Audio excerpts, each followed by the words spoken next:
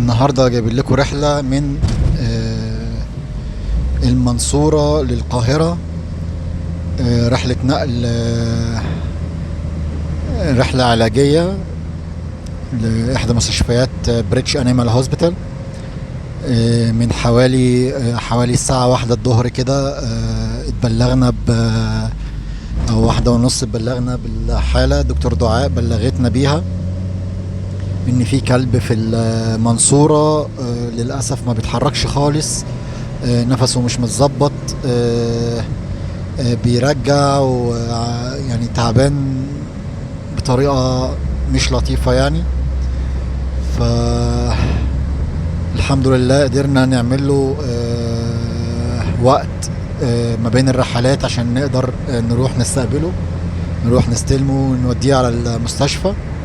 هيروح يتعمل له تحاليل واشعه دلوقتي، وبعد كده هيطلع على الميديكال بوردنج اللي تبع برضو بريتش انيمال. فخليكم معانا عشان تتابعوا معانا الرحله. هو ده الكلب. هو للاسف احنا ما قدرناش نصوره جوه في البيت. هي دي حالته زي ما انتم شايفين، ما بيتحركش، ما بيديش اي اكشن. ايه معلش، خير ان شاء الله، هنطمن عليك. حاضر.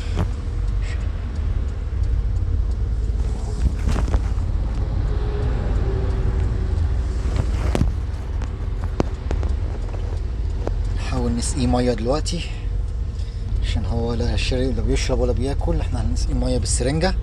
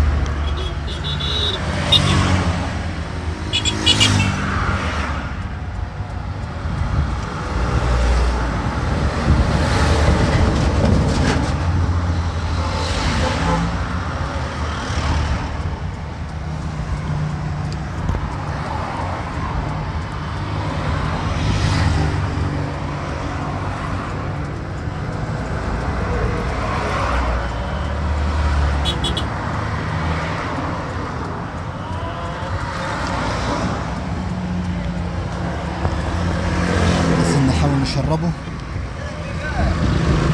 مش مدينا فرصة.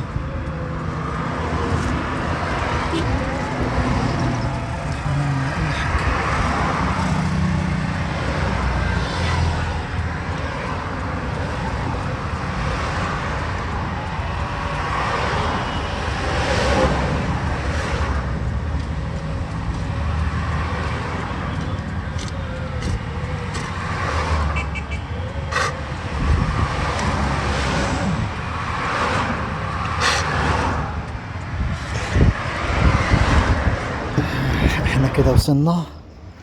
ايه، هنبدأ ننزل الجميلة نبدأ ننزلها. احنا وصلنا العيادة